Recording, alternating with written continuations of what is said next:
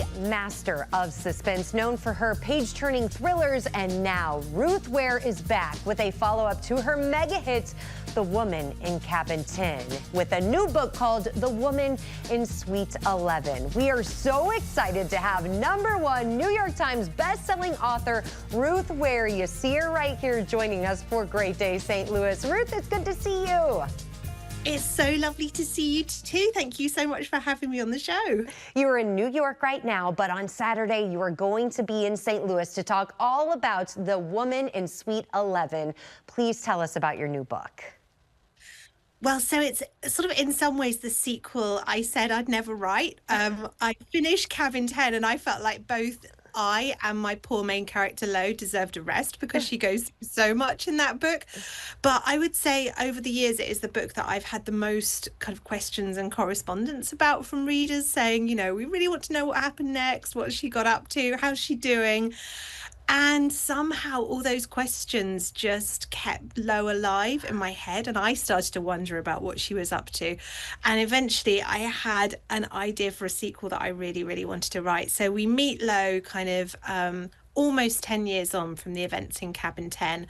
She's living in New York with her now husband and her 2 kids, and she's taken a few years out to, sort of look after her babies. There's been the pandemic, so she, travel journalism is a bit different, but she's decided it's time to get back on the horse. So when she gets this invitation to attend the opening of this luxurious hotel in Switzerland, she jumps at the opportunity, hops on a plane with the hope of securing an interview with the reclusive billionaire Marcus Leidman, who is the owner of the hotel. He's really hard to track down. So when she gets a call in the middle of the night saying, please come to Suite 11, Marcus's suite, she knows that she has no choice. But what she finds there, I am not going to spoil for you, but it is one of my books. So let's just say things go very wrong. And I love how alive you are as you are describing this. You sound so intrigued. You said this was the sequel you were not going to write. It seems like you really enjoyed writing this book. I had an absolute blast. I really, really loved it.